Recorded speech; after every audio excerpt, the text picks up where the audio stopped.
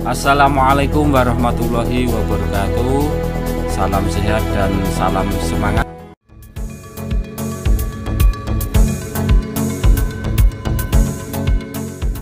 Selamat datang di pembelajaran prakarya kelas 9 aspek rekayasa. Kali ini sampai pada bab 4, pertemuan yang pertama dengan materi sistem manipulasi dan rangkaian pengendali. Materi yang akan kita bahas yaitu 1. Pengertian sistem pengendali, 2. Analisis sistem pengendali, 3. Jenis rangkaian pengendali, dan keempat, pengertian sinyal analog dan digital, kelima, perbedaan sinyal analog dan digital. Untuk kompetensi dasar yaitu KD 3.4 menganalisis dasar-dasar sistem elektronika analog, elektronika digital, dan sistem pengendali, dan KD 4.4 memanipulasi sistem pengendali.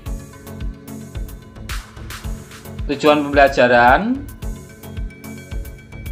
setelah pembelajaran diharapkan peserta didik dapat 1. Menjelaskan pengertian sistem pengendali elektronika, 2. Memahami analisis sistem pengendali elektronik, 3. Menyebutkan jenis-jenis rangkaian pengendali elektronik, 4. Menjelaskan sinyal analog dan digital, dan yang kelima, mengidentifikasi perbedaan sinyal analog dan sinyal digital. Sistem pengendali. Apa itu sistem pengendali? Sistem adalah suatu susunan, set, atau sekumpulan sesuatu yang terhubung atau terkait sedemikian rupa sehingga membentuk suatu secara keseluruhan. Kontrol atau kendali biasanya diartikan mengatur, mengarahkan, atau perintah. Dari kedua makna kata sistem dan kontrol kendali, sistem kendali adalah suatu susunan komponen fisik yang terhubung atau terkait sedemikian rupa sehingga dapat memerintah, mengarahkan, atau mengatur diri sendiri atau sistem lain. Di dalam dunia engineering dan sains, sistem kendali cenderung dimaksudkan untuk sistem kendali dinamis. Sistem kendali terdiri dari subsistem dan proses plants yang disusun untuk mendapatkan keluaran output dan kinerja yang diinginkan dari input yang diberikan. Selanjutnya adalah analisis sistem pengendali. Analisis sistem pengendali merupakan usaha untuk penyelidikan atau investasi pada sistem kendali. Tujuannya untuk mengetahui sistem kendali yang direncanakan atau dibuat. Klasifikasi atau penggolongan sistem pengendali dibedakan menjadi 2. 1. Sistem kendali loop terbuka, yaitu suatu sistem yang tidak berpengaruh terhadap aksi kontrol. Blok diagram untuk sistem kendali paling sederhana. Sistem kendali membuat sistem dengan input yang diberikan menghasilkan output yang diharapkan. 2. Sistem kendali loop tertutup, yaitu suatu sistem kendali umpan balik. Jika terjadi kesalahan tersebut akan dikembalikan pada proses selanjutnya. Seperti pada blok diagram ini, input masuk ke controller, kemudian diterjemahkan oleh plan, kemudian keluarannya sebagian diumpan balik, diterima oleh sensor, dan dikembalikan menjadi input kembali. Keterangan sistem pengendali loop terbuka. 1. Input. Masukan berfungsi membaca atau menerima rangsangan dari lingkungan sekitar. 2. Processing. Pemproses atau kontrol merupakan otak dari sistem pengendali. 3. Output atau keluaran. Berfungsi bagian yang melakukan eksekusi perintah yang telah diberikan oleh bagian pemroses. Bagi yang dilakukan pada bagian pemroses adalah 1. Menerima atau membaca informasi dari masukan. 2. Melakukan pemrosesan informasi yang didapatkan.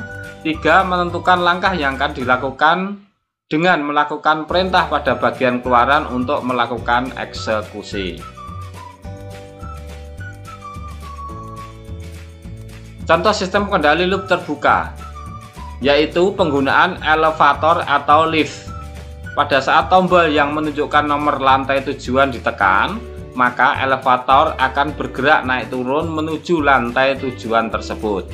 Tombol bernama lantai tujuan yang ditekan tersebut merupakan input yang menunjukkan output yang kita inginkan. Dua kinerja utama terukur yang dapat dilihat adalah pertama, respon transient, kedua, dan state error. Pada contoh elevator ini, kenyamanan dan waktu yang dibutuhkan untuk sampai pada tujuan pengguna bergantung pada respon transient.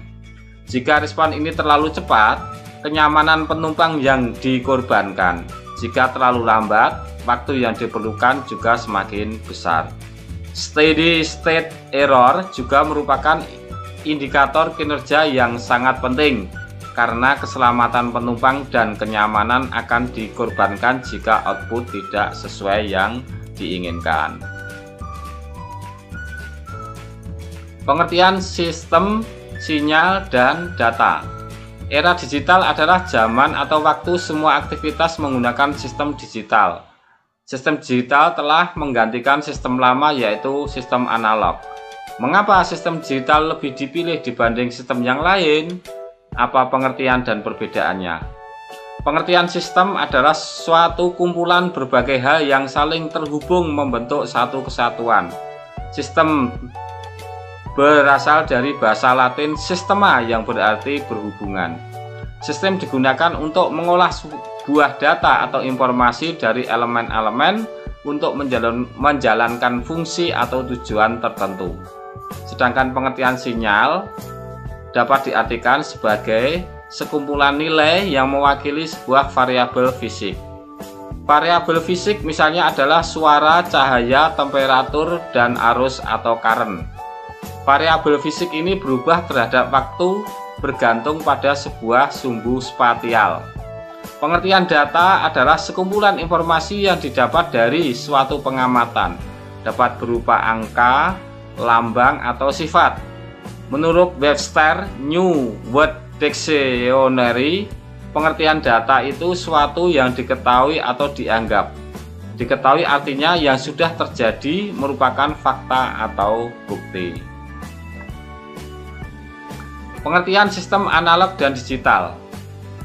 Pengertian analog adalah sistem pengolahan sinyal yang datanya diolah secara kontinu atau bertahap. Dengan kata lain, sistem analog mempunyai ring dalam pengolahan data dan sinyal. Pengertian digital berasal dari bahasa Yunani digitus, yang artinya jari jemari. Jari jemari yang berjumlah 10. Nilai 10 tersebut terdiri dari radik 1 dan 0 yang menggambarkan bilangan biner. Hanya 0 dan 1 atau off dan on.